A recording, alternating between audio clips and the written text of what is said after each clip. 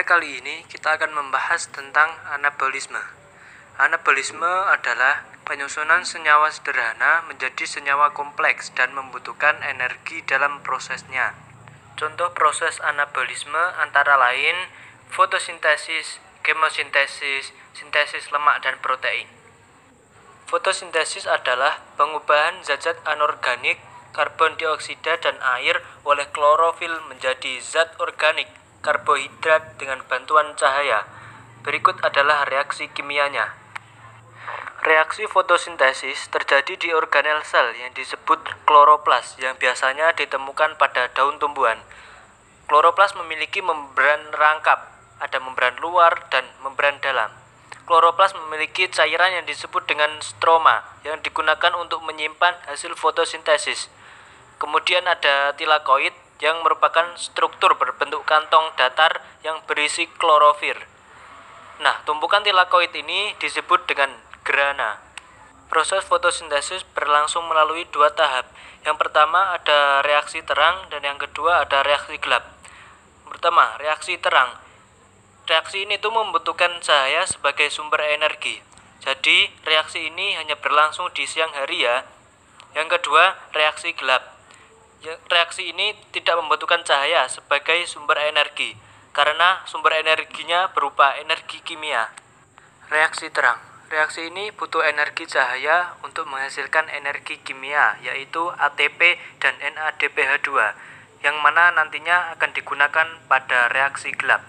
Fotosistem yang terlibat dalam fotosintesis ada dua macam, yaitu fotosistem 1 dan fotosistem 2. Fotosistem 1, P700, mengandung klorofil A yang menyerap kuat energi cahaya dengan gelombang 700 nanometer. Fotosistem 2, P680, mengandung klorofil A yang menyerap kuat energi cahaya dengan gelombang 680 nanometer. Ada dua macam fotofosforilasi. Yang pertama, fotofosforilasi non-siklik dan yang kedua, fotofosforilasi siklik. Fotofosforilasi non-siklik. Pertama-tama, fotosistem 2 menyerap energi cahaya. Energi tersebut ditangkap oleh klorofil untuk memecah molekul air. Elektron yang dilepaskan dari proses fotolisis menuju akseptor primer kemudian dilanjutkan ke sistem transport elektron seperti plastoquinon, kompleks sitokrom, plastosianin. Proses ini menghasilkan ATP. Elektron tersebut akan diterima oleh fotosistem 1 dan pada saat yang bersamaan fotosistem 1 ini menyerap energi cahaya dan juga melepaskan elektron.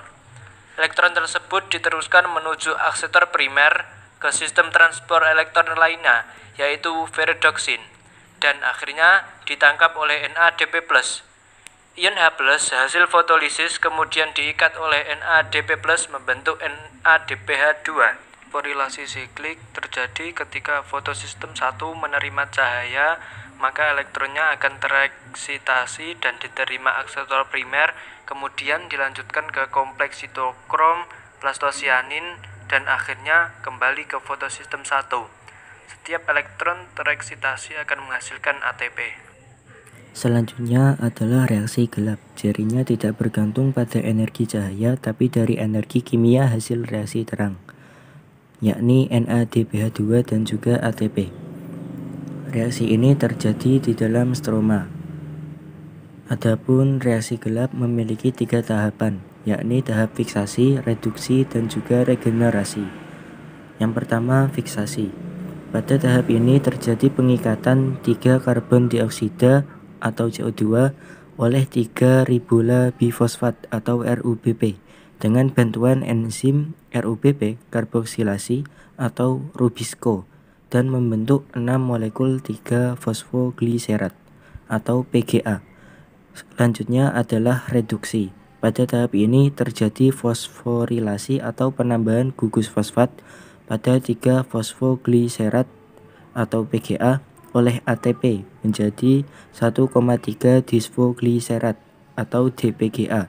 Selanjutnya 1,3 disfogliserat atau DPGA direduksi oleh NADPH2 menjadi 6 fosfogliseraldehid atau PGAL ataupun molekul Ga3p.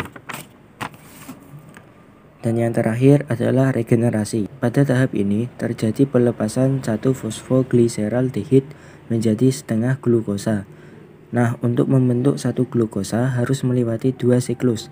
Kemudian 5 molekul Ga3p diregenerasi menjadi 3 RuBP. Siklus ini terus berlanjut sampai semua Ga3p membentuk glukosa dan terus berulang selama energi kimia pada reaksi terang terbentuk. Adapun perbedaan reaksi terang dan juga reaksi gelap.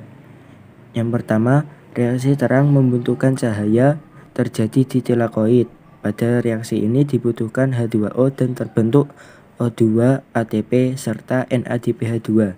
Sedangkan pada reaksi gelap, reaksi ini terjadi di stroma membutuhkan CO2 dan energi kimia berupa ATP dan NADPH2. Pada reaksi ini terbentuk glukosa. Selanjutnya adalah kemosintesis. Kemo sendiri berarti kimia, sedangkan sintesis berarti membuat.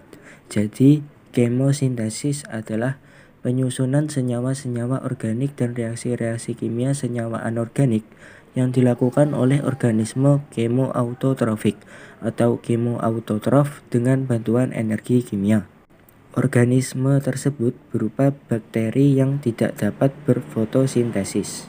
Selanjutnya bakteri kemoautotrof. Kemo berarti kimia, auto sendiri, trohein berarti makanan.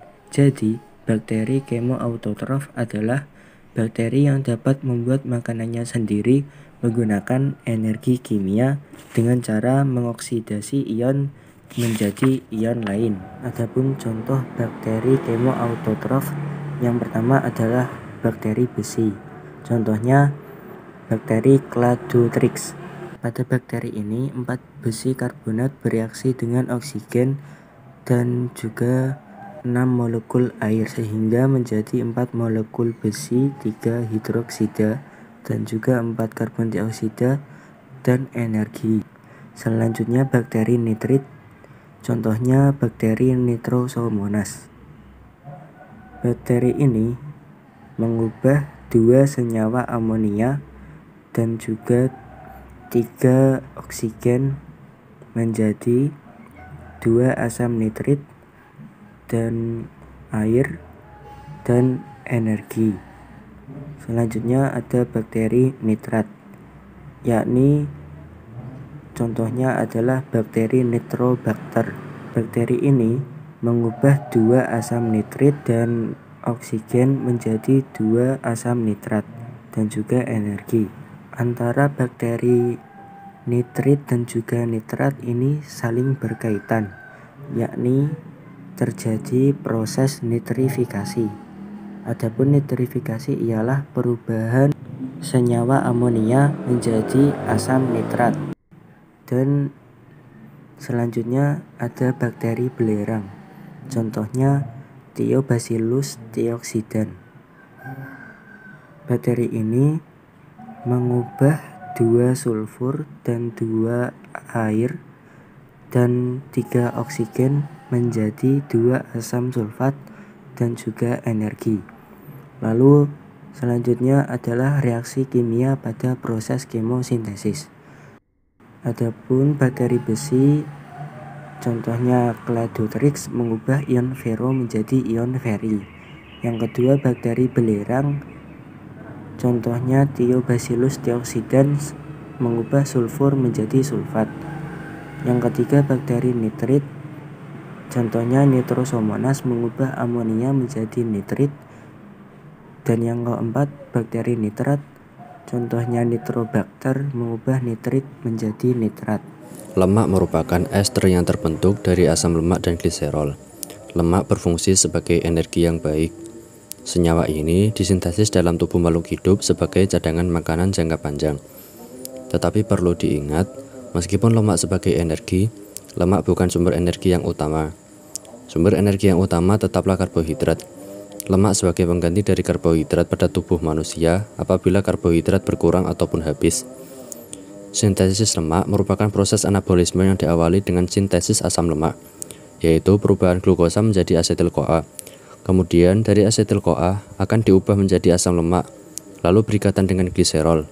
Jadilah lemak dan disimpan di adiposa ataupun hati. Proses sintesis asam lemak terjadi di sitoplasma. Pembentukan maupun pembongkaran lemak terjadi dengan bantuan enzim elipase. Begitu juga dengan enzim elipase bisa membongkar lemak menjadi asam lemak dan gliserol. Selain karbohidrat dan lemak, protein merupakan sumber energi yang diperlukan oleh tubuh. Lemak memasok energi sebanyak 9 kalori per gram, sedangkan karbohidrat dan protein memasok sebanyak 4 kalori per gram. Untuk memperoleh energi, tubuh akan mengandalkan lemak dan karbohidrat. Sementara itu, protein akan disimpan sebagai cadangan yang akan digunakan saat tubuh membutuhkannya. Sebagai contoh, saat Anda berpuasa dan tidak mendapatkan asupan makanan selama berjam-jam. Nah, disitulah protein akan bekerja untuk menghasilkan energi bagi tubuh. Protein sendiri tersusun atas asam amino yang proses pembentukannya melibatkan DNA, RNA, dan ribosom. Protein tidak dapat disintesis langsung oleh gen, tetapi melalui proses transkripsi dan translasi. Transkripsi adalah proses replika DNA untuk menghasilkan RNA duta. Proses ini terjadi di nukleus. Sedangkan translasi adalah proses penerjemahan genetik yang terdapat pada RNA duta menjadi urutan asam amino yang membentuk rantai polipeptida. Hal ini terjadi pada sitoplasma. Sebagian besar tumbuhan yang ada di bumi ini merupakan tipe C3. Adapun contoh yang paling umum adalah padi, gandum, dan kedelai. Nah, disebut dengan C3 karena pada proses reaksi gelap atau sitoskelvin, enzim Rubisco akan mengikat CO2 dan menggabungkannya dengan RuBP atau ribola bisfosfat sehingga menghasilkan senyawa berkarbon 3 yang disebut 3-fosfogliserat. Selanjutnya 3-fosfogliserat atau molekul berkarbon 3 ini akan melanjutkan serangkaian reaksi gelap untuk melepaskan glukosa sehingga C3 merupakan singkatan dari karbon 3 yang merupakan produk pertama pada saat fiksasi karbon. Nah, gambar ini merupakan jalur tipe C3 yang kita kenal sebagai sitoskelvin atau reaksi gelap. Tipe C3 ini terjadi di mesofil daun. Saat terjadi proses fotosintesis, stomata pada daun akan membuka sehingga CO2 dapat masuk sedangkan oksigen atau O2 akan keluar. Tapi pada saat kondisi panas, tumbuhan C3 akan menutup sebagian stomatanya untuk mengurangi penguapan. Nah, sehingga CO2 tidak dapat masuk dan konsentrasi CO2 di dalam jaringan perlahan-lahan akan berkurang dan oksigen akan meningkat. Hal ini memicu terjadinya fotorespirasi yang kurang menguntungkan bagi tumbuhan. Jika dalam kondisi normal, enzim Rubisco ini akan mengikat CO2 dan akan menggabungkannya dengan RuBP untuk menghasilkan senyawa berkarbon 3, yaitu 3-fosfogliserat. Tapi pada saat fotorespirasi, Rubisco ini justru akan mengikat oksigen atau O2 dan akan melanjutkan siklus Kelvin atau reaksi gelap untuk menghasilkan senyawa berkarbon 2, yaitu 2-fosfoglycolat. Nah, 2-fosfoglikolat ini selanjutnya akan dipecah oleh organel peroksisom dan mitokondria untuk menghasilkan senyawa yaitu CO2. Tumbuhan C4. Contoh dari tumbuhan C4 adalah jagung dan tebu. Disebut C4 karena enzim PEP karboksilase akan menangkap CO2 dan menggabungkannya dengan fosfoenol pirofat menjadi oksaloasetat yang merupakan berkarbon 4. Penangkapan CO2 ini terjadi di mesofil daun. Kemudian molekul berkarbon 4 tersebut akan diubah menjadi malat dan menuju sel seludang untuk dikonversi menjadi pirofat dan CO2. Pirofat akan kembali ke mesofil untuk menjadi PEP kembali dan CO2 akan berada di seludang pembuluh. Seludang pembuluh merupakan bagian dari anatomi daun krans.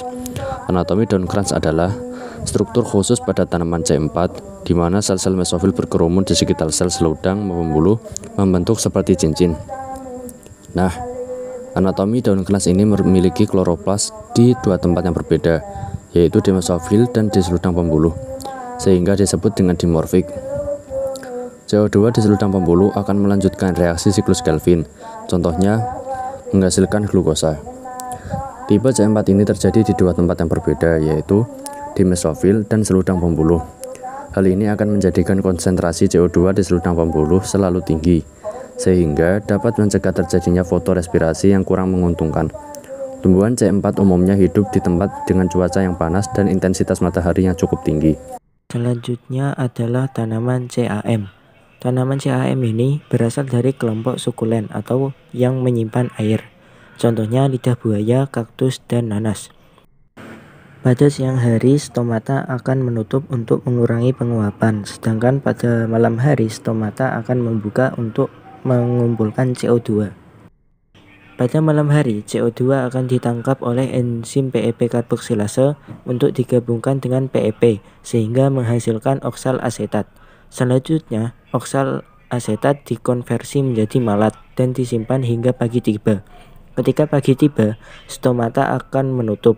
Malat akan dikonversi menjadi pirufat dan CO2, kemudian CO2 akan mengalami siklus Kelvin untuk menjadi gula, sedangkan pirufat akan dikonversi menjadi PEP. Nah, inilah ringkasan dari apa yang telah kami sampaikan tadi. Sekian dan terima kasih.